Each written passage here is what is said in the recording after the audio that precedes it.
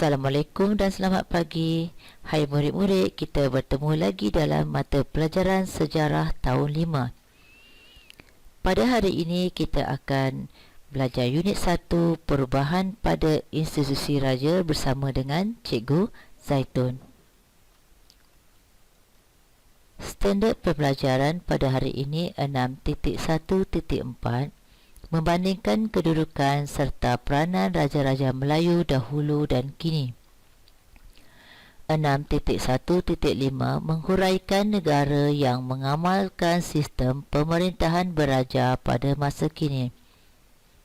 K6.1.6 menghuraikan kepentingan mempertahankan kedaulatan negara.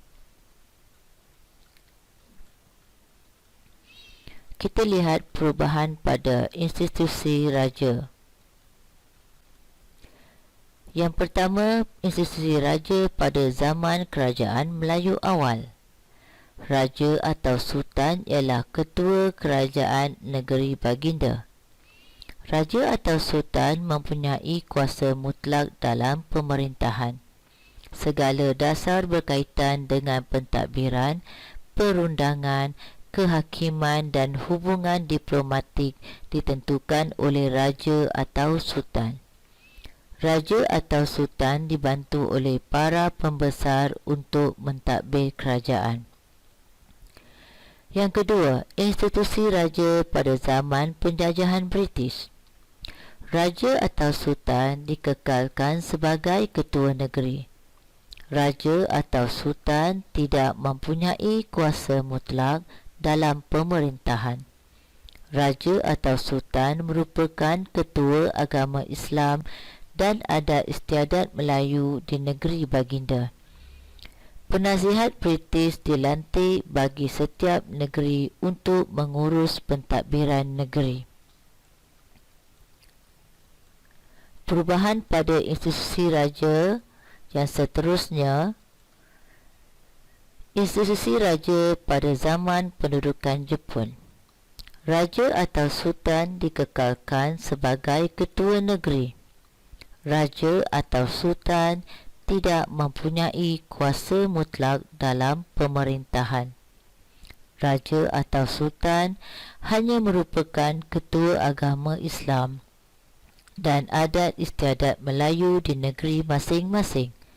Gubernur Jepun mengurus pentadbiran negeri-negeri Melayu. Seterusnya, institusi raja selepas merdeka hingga kini. Sistem raja berperlembagaan diperkenalkan. Kuasa raja atau sultan adalah tertakluk di bawah perlembagaan negeri. Pentadbiran negeri diketuai oleh Menteri Besar dan dibantu oleh Majlis Eksekutif. Institusi yang di-Pertuan Agong diperkenalkan selepas merdeka. 9 orang Raja Melayu dipilih sebagai yang di-Pertuan Agong secara bergilir. Pentadbiran negara diketuai oleh Perdana Menteri dan dibantu oleh Jemaah Menteri. Institusi raja di dunia. Raja menjadi tonggak utama dalam sistem pemerintahan beraja. Kini terdapat 43 buah negara di dunia termasuk Malaysia yang masih mengamalkan institusi raja. Berikut merupakan antara negara yang masih mengamalkan sistem pemerintahan beraja pada masa kini.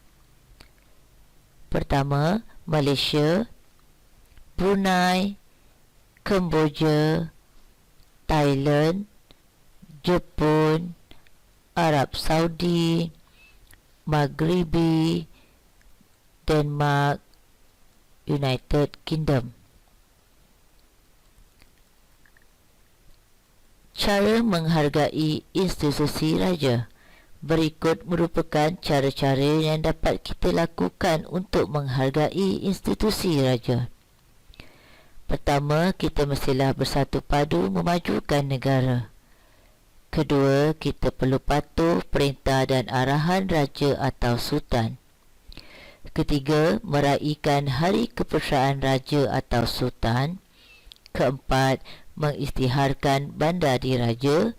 Kelima, melantik sultan sebagai Chancellor Universiti. Keenam, menamakan jalan, jambatan atau bangunan sempena nama sultan atau permaisuri. Kepentingan mempertahankan kedaulatan institusi raja. Institusi raja perlu dikekalkan kerana institusi raja merupakan lambang kesetiaan kepada raja. Yang kedua, institusi raja berperanan menjaga kesucian agama Islam dan keistimewaan orang Melayu.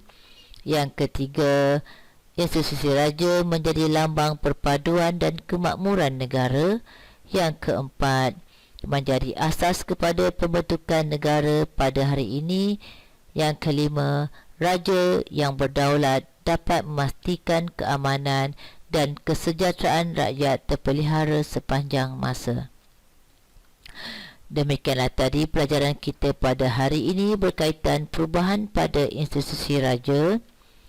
Semoga kita berjumpa lagi. Terima kasih murid-murid. Bye.